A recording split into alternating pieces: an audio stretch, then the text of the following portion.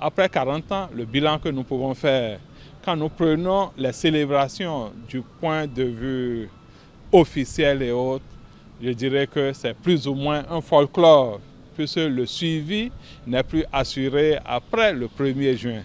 Donc les arbres plantés par les institutions, les arbres plantés officiellement, le suivi se pose pour ces arbres plantés.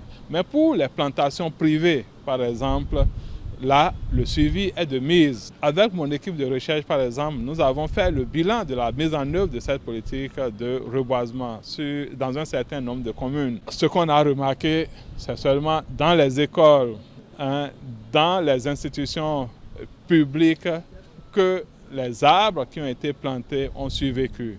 Mais les plantations qui ont été faites, par exemple, sur des espaces donnés, après le 1er juin, le taux de mortalité est très élevé, puisque le suivi n'est pas de mise.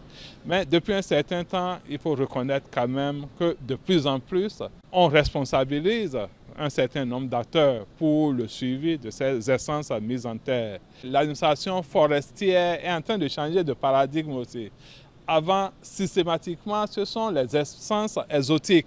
Par exemple, les espèces venues d'ailleurs, qui ne sont pas de la flore locale, qui sont mises en terre. Mais de plus en plus, on recommande le reboisement avec les essences autochtones, et les essences de notre flore locale, par exemple. Donc ça, c'est déjà un premier pas. Donc je peux dire quand même que l'espoir est permis. Tout n'est pas négatif. Nous observons la déforestation et les feux de brousse qui réduisent l'arbre. Et en réduisant l'arbre, ils réduisent l'oxygène, la récupération des déchets toxiques et la guérison des maladies. Des arbres un peu partout et il faut que le gouvernement lutte à ce que chaque année, chaque étudiant, un arbre à la journée de l'arbre. Et si nous prenons par exemple chaque différente partie d'un arbre, ça a une importance capitale.